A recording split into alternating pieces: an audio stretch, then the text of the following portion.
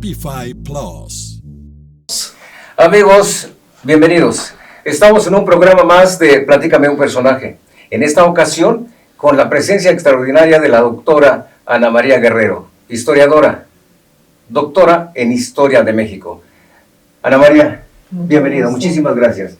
Muchas gracias por haber aceptado la invitación y sabemos que nos vas a ilustrar con este tema maravilloso de arte y cultura en el México prehispánico. Nada más, ¿eh? Adelante.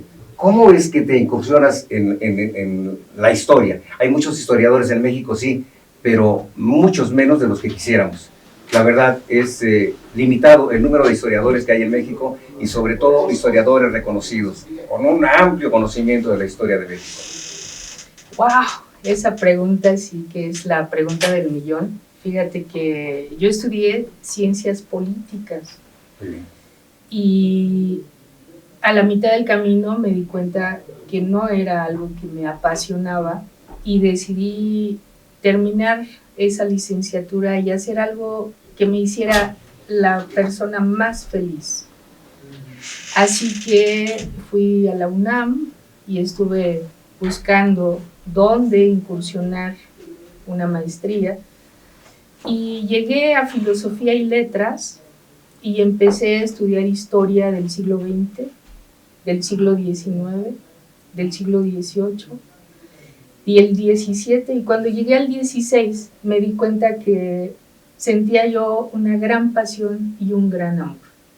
Y tuve la fortuna de conocer a un gran personaje que fue el doctor don Miguel León Portilla, mi tutor. Y estando en Filosofía y Letras, en la maestría en Historia, tuve la fortuna de conocer todo el ámbito de la cultura prehispánica. Estuve estudiando náhuatl y mi intención era básicamente dedicarme a la cultura náhuatl del centro de México. Sin embargo, la vida te lleva y te trae.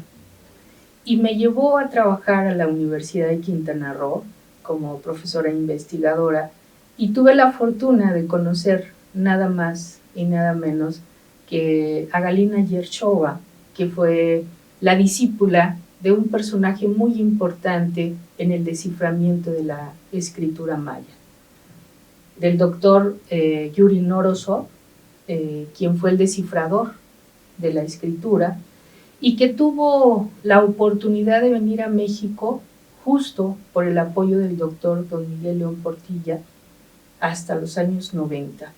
Él inicia el proceso de desciframiento de la escritura en los años 50, pero por este conflicto de la Guerra Fría no salía de su país y es hasta los años 90 que llega a México y que Galina empieza a dar un taller en la Universidad de Quintana Roo, así que estuve trabajando con ella durante 6 meses, extraordinarios, porque además nuestros alumnos fueron gente de la comunidad, hablantes en maya, y entonces para nosotros era extraordinario porque ellos ya llevaban un avance enorme por el dominio de la lengua maya. Y es así como junto la cultura del centro de México con la cultura maya y me voy especializando pues principalmente en la escritura maya. Sin duda, toda la cultura mesoamericana es un mar de conocimiento, de sabiduría, de amor por el arte, por el buen vivir, en el sentido del buen vivir, del respeto a uno mismo y del respeto a los demás. Pues extraordinaria historia. ¿Qué pasó con las ciencias políticas? Se quedaron guardadas. No has incursionado totalmente en eso, pues. Fíjate que la vida, te digo, te lleva pues por diferentes caminos, ¿no? Yo recuerdo cuando estudiaba yo ciencias políticas que en una charla de amigos conversé y dije, ay, voy a terminar haciendo mi tesis sobre los políticos mayas, ¿no? ¿Y qué crees?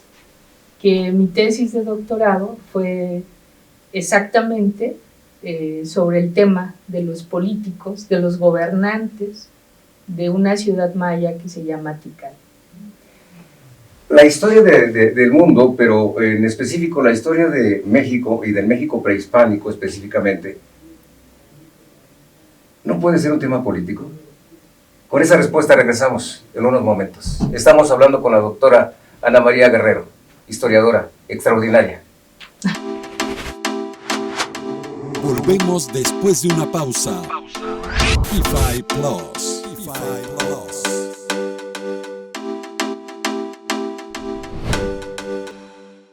Amigos, estamos de regreso. Estamos hablando con la doctora Ana María Guerrero en su programa Platícame un personaje. Y la pregunta es, ¿la historia del México prehispánico también puede ser política?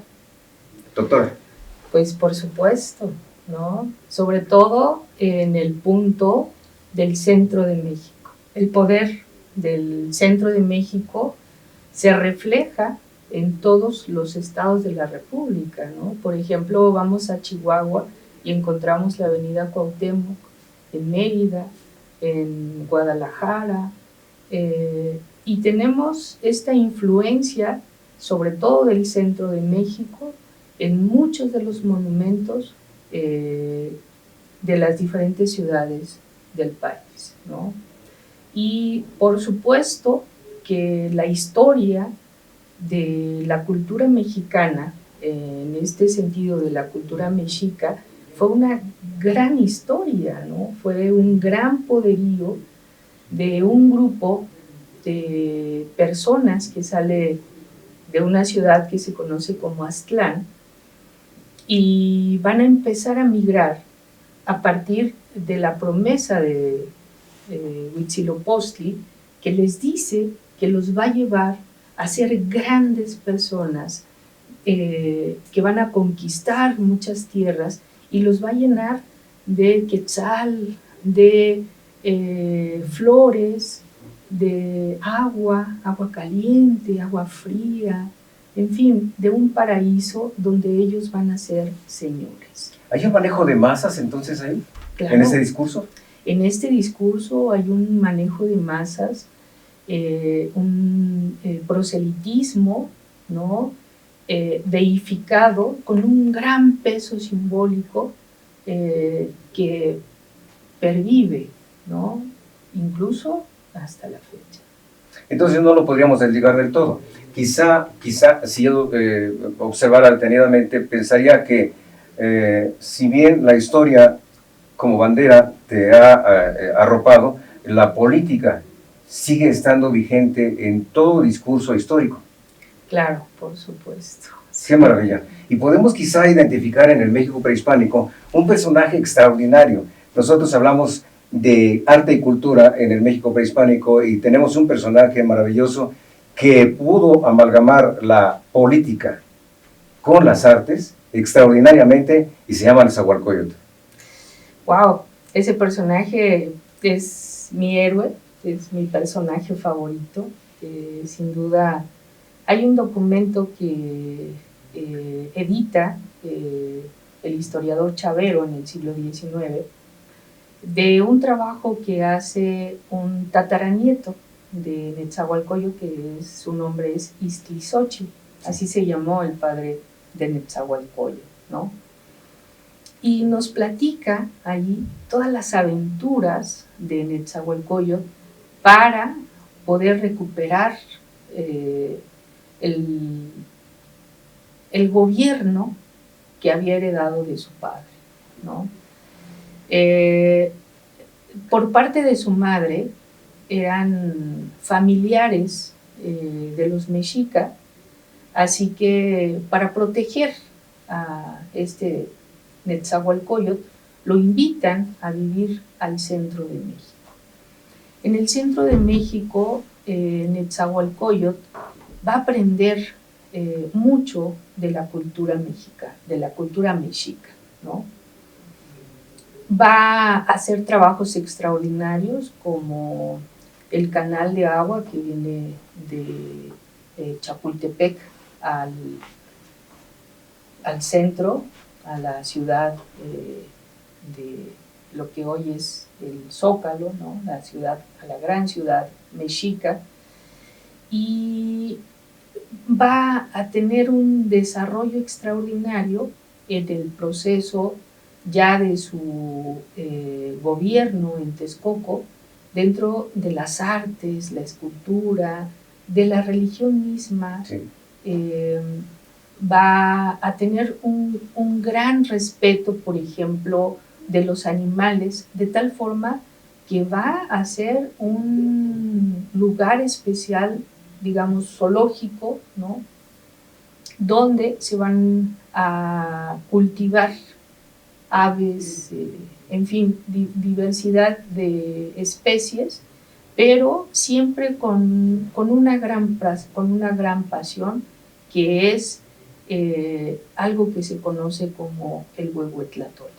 Ah, qué maravilla. Muchos personajes de la etapa prehispánica, guerreros, gobernantes, son dignos de mención, están mencionados en los libros de historia y en las tradiciones orales, pero de pronto da la impresión de que Nezahualcóyotl es un parteaguas en la historia cultural del México prehispánico. Y con esa respuesta, si la tienes, regresamos en un momento. Estamos hablando con la doctora Ana María Guerrero. E5 Plus. Estamos de regreso, amigos. Doctora, la pregunta ¿es un parteaguas Nezahualcóyotl en la historia cultural del México prehispánico? Yo considero que sí, sobre todo en la parte religiosa, que siempre está combinada con arte, con escultura, con cantos, con el concepto de Ipalnemohuani, ¿no? ¿Qué significa? Es la deidad más importante en el mundo religioso. Había una diversidad de deidades que formaban parte del panteón prehispánico, pero Ipalnemohuani, ¿no? Es el único, ¿no? Hace una gran cantidad de poemas cuestionándose precisamente la existencia de nosotros los seres humanos en este plano y cómo debemos pues estar en comunicación con esta gran deidad. Es una parte muy profunda que a veces no se alcanza a entender, ¿no? Es el Señor del cerca y del junto, es el Señor omnipresente, pero sin embargo también se considera, de acuerdo a las crónicas posteriores, ya con la llegada de los españoles, a este personaje que es femenino, pero que es masculino, sí. O meteor, ¿no? Y todo esto da sentido, pues, a una visión diferente del trato que se tiene, por ejemplo, a la misma sociedad, al respeto a la naturaleza y sobre todo al respeto de uno mismo para ser exitoso en lo que uno es. Es decir, cuando uno es pintor, es el mejor pintor. Cuando es arquitecto, es el mejor arquitecto. Y es esta identidad de ser mismo, pero con el gran Señor del universo o Señora del universo. Sí. La cultura prehispánica observa desde que te escucho una descarga filosófica intensa. Pero regresando pues a Nezahualcóyotl, entonces estadista, gobernante, poeta, artista y filósofo. y filósofo. Por ejemplo, Mira, en los años 50, el doctor don Miguel León Portilla, que fue filósofo en su licenciatura y luego estudió artes clásicas en su maestría, y él, en este bagaje de filosofía y de clásicos, que conoce a Cicerón, a Platón, a Aristóteles, a todos los grandes, pues tiene un conocimiento muy amplio de la filosofía. Y de repente, en esta búsqueda para hacer su tesis de maestría, conoce al trabajo de un especialista que se llama el padre Garibay, que habla sobre filosofía, y entonces él se inclina a conocer el trabajo que se había hecho en esta cultura. Y se encuentra con algo que se conoce la Huehuetlatoli. La Huehuetlatoli es un huehue, que viene de güey, que es grande, ¿no?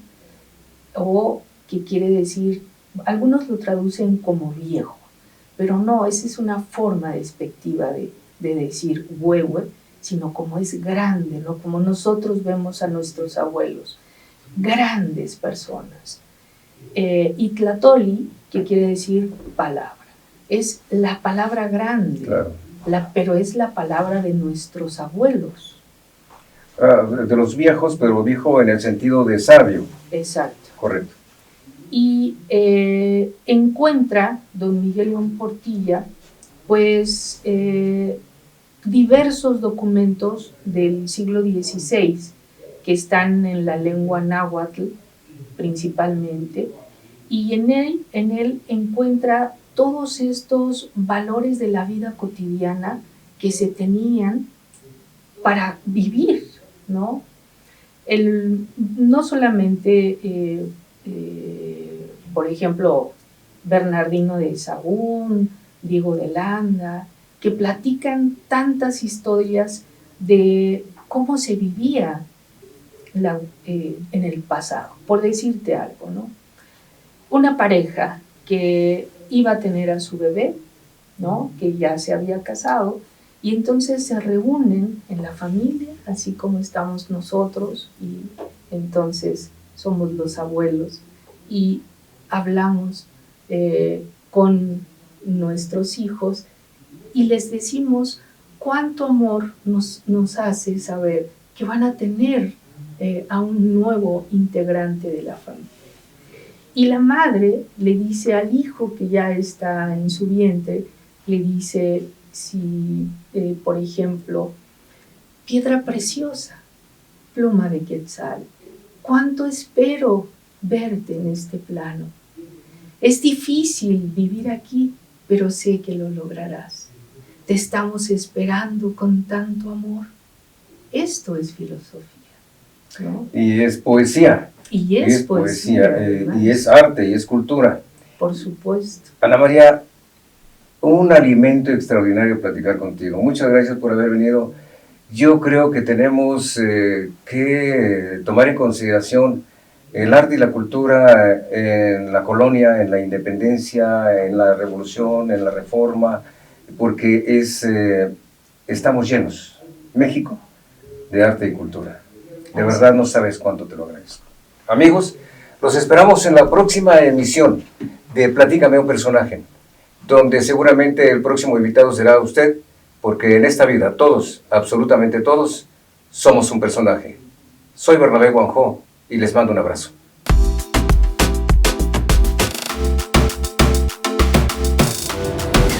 P5 Plus.